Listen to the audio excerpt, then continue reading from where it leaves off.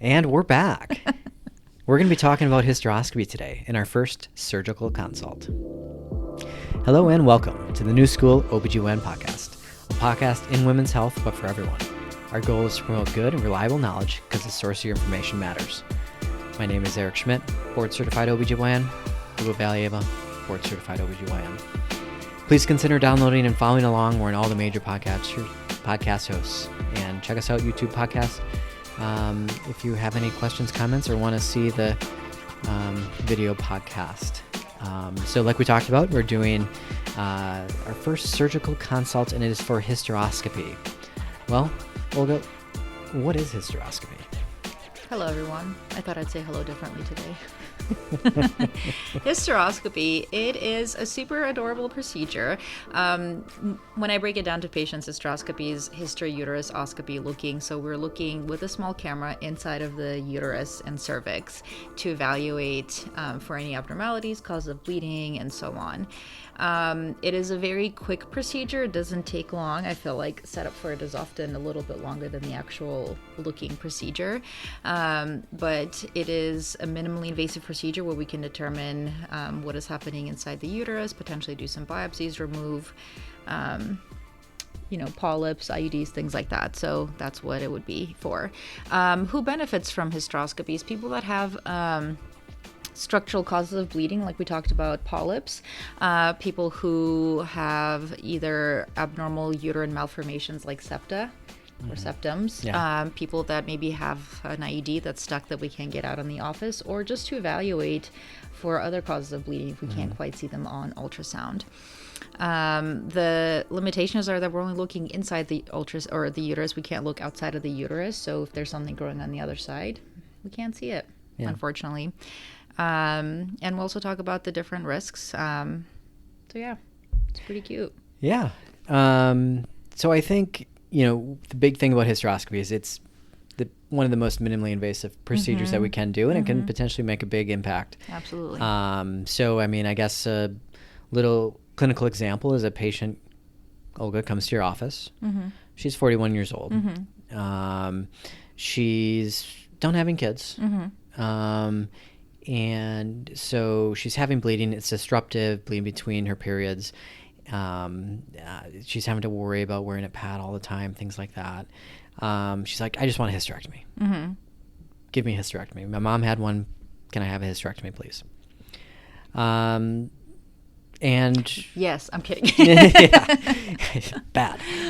No, so one of the first steps we would do to figure out why the bleeding is, or what it could be caused by is do the ultrasound, and we see a polyp there, and that's such an easy fix. It's such an easy fix, and the benefit of a hysteroscopy is we can fix the cause of the bleeding without having to put a patient through a major surgical procedure. The hysteroscopy, like we were saying, is a minimally invasive day procedure. It has very minimal downtime. So how we do the hysteroscopy is we place the camera inside of the uterus, and the camera is actually really small. They range anywhere, and depending on the type of instrumentation you use, from a few millimeters to a few millimeters. So really they're pretty small. So either 3 to 7 millimeters. So there's a very tiny range, and that's still less than a quarter of an inch. So we're talking really small. Hysteroscopies can be diagnostic, meaning we just want to go in and evaluate and see if there's actually something there, because sometimes ultrasounds aren't very clear. It's not perfect. Or they can be operative, meaning we go in there, we see something, and then we remove it. So they can serve two purposes. They can be both diagnostic and they can be curative.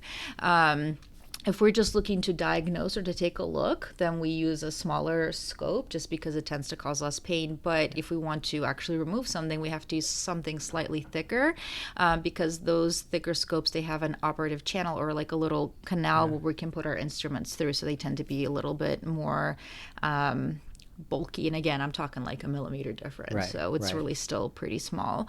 The way we do it is we place sterile water or saline solution into the uterus, because otherwise the uterus is just collapsed onto Collapsed itself. balloon, We yeah. can't see anything. I have to make a joke that it's like two pieces of steak stuck together, but then I had somebody who was a vegetarian not appreciate that. So two muscles stuck together. So we put water or saline in there to steak. kind of help distend the uterus so we can have a very global view. But for that patient, after we've done the ultrasound, if I see a polyp, I'm like, listen, we can do a polypectomy, removal of your polyp with a hysteroscopy, very minimally invasive, very quick procedure, and we can treat your bleeding issues. And if that doesn't work, then we can proceed to something major like a hysterectomy. Yeah. And we can potentially pair the hysteroscopy or the removal of that polyp fibroid with something else potentially. We'll get on that a little bit. But yeah, a nice, quick, easy procedure can be done in the clinic, potentially. It depends on if the clinic has that set up, because it does take a little bit of a setup, a procedure room, and things like that. Or it can be done in the hospital.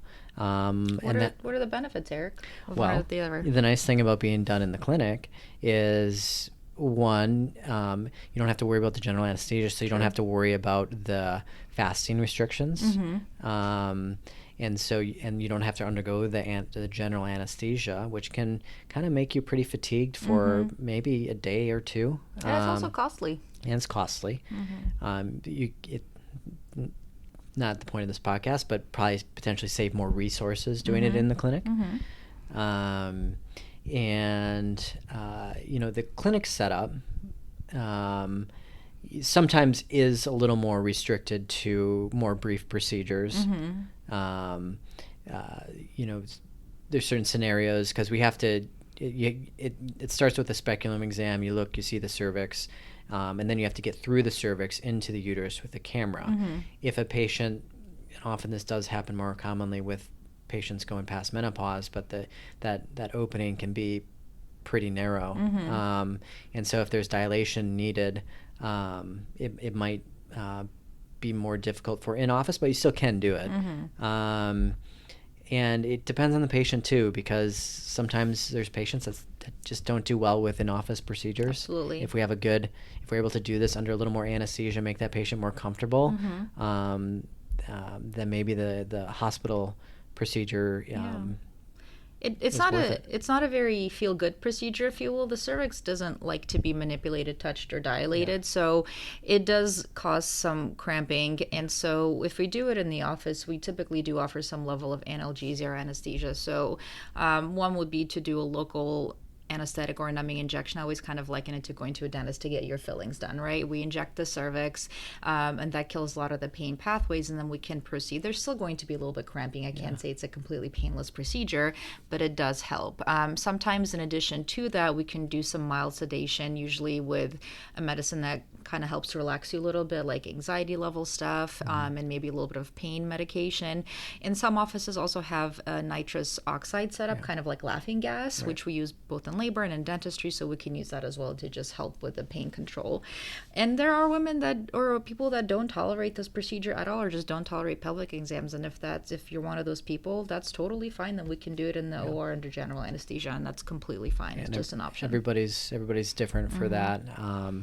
And to make it at a point on there where we can give you, not pain related, well, kind of indirectly, but is a medication to help making that dilation of the cervix or getting through the cervix a little easier.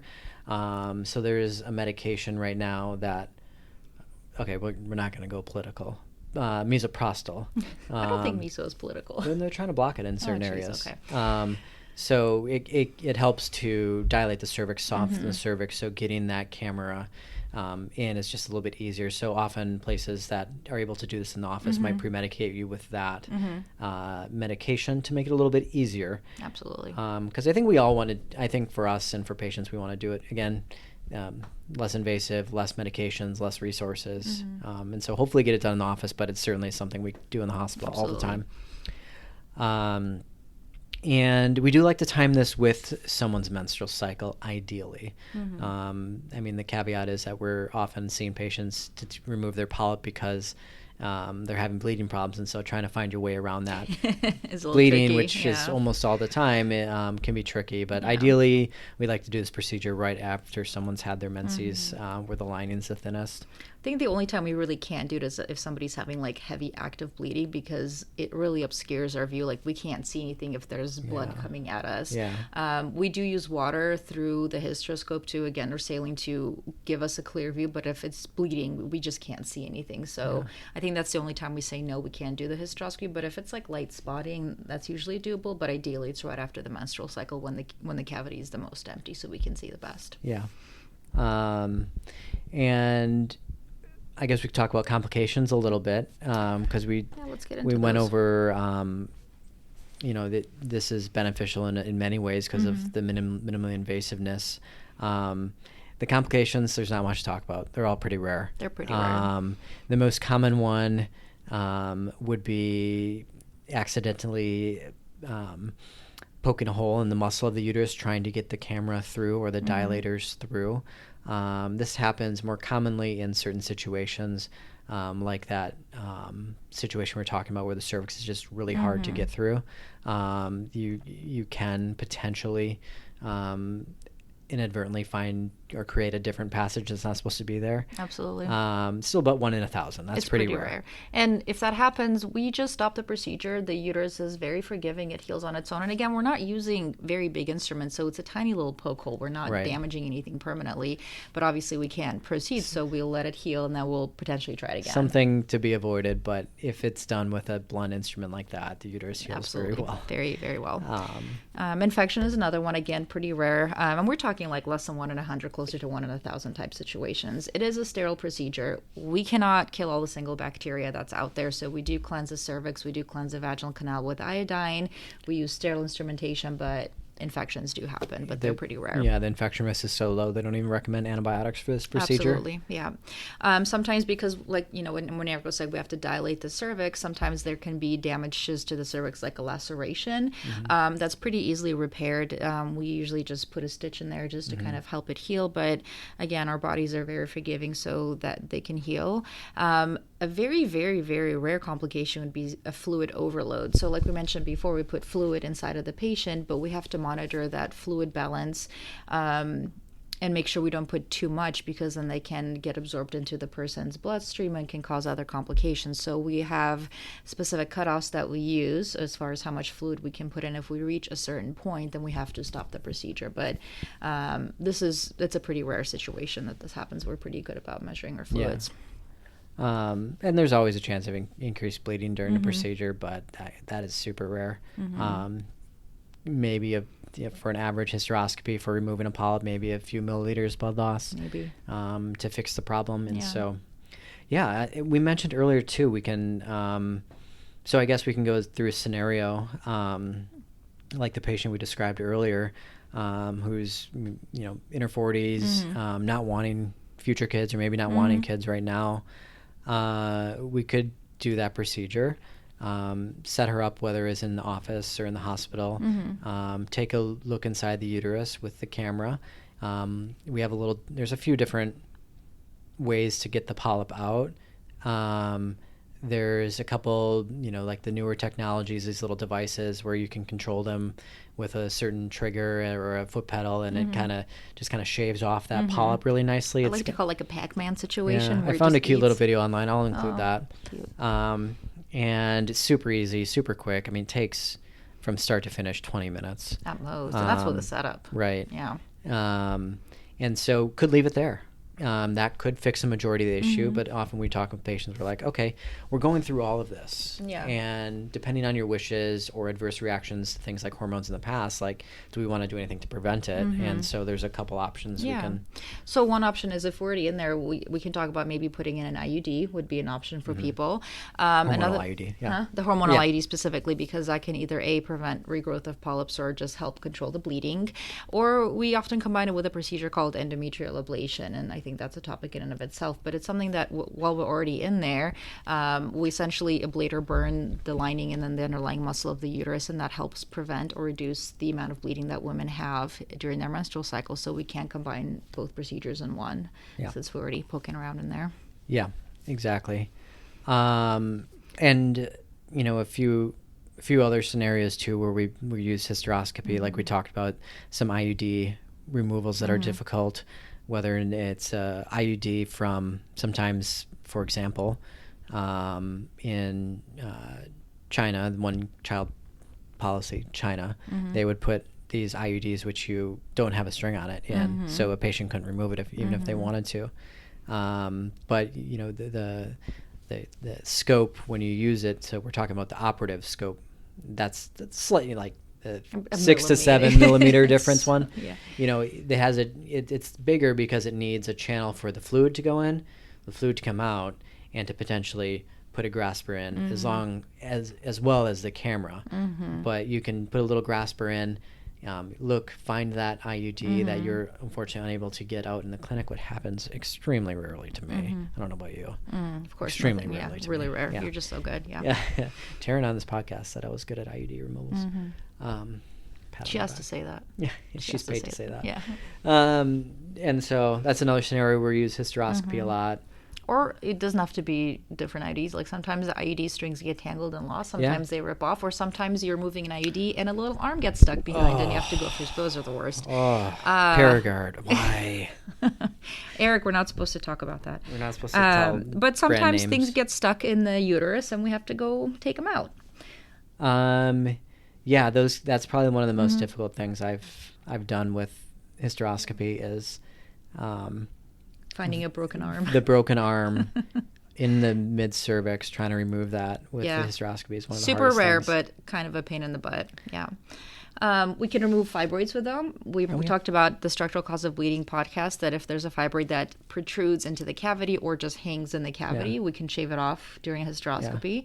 If there's a condition called uterine septum. It's part of the developmental abnormalities in the uterus where a little muscle hangs in the middle of the uterus, sometimes into the cervix and the vagina.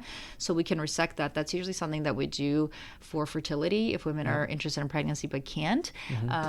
That's something we can do hysteroscopically as well. It just has a lot of different, it's very versatile.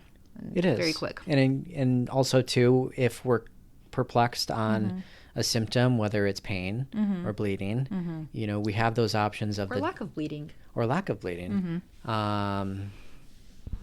Remember the name of that? Asherman's. Yes. Point for Olga. She passed her boards. We can use a diagnostic scope. And it's just, it helps us also just to figure out what's happening. And in terms of downtime, I think we've mentioned many times it's minimally invasive. There really is no downtime. As far as the diagnostics of it, yes, we are dilating the cervix, so I typically recommend abstaining from intercourse or placing something in the vaginal canal for at least 24 hours just to let that cervix close so that we reduce infection rates. But there's really no activity restrictions. You live your life like you do. You don't change your diet, you don't change activity. There's really, short of the procedure itself and maybe some cramping, you're good to go. As far as if we do something a little bit more invasive, like an operative situation, like a myomectomy or a septum resection or an ablation, then, I typically, again, there's no like specific restrictions, but I say when you're symptom free, you get back to normal activity, like intercourse, things like that. But really, do the procedure, you're potentially good to go the next day. It's really very easy. Yeah, it's kind of there's not great guidance on some of those things.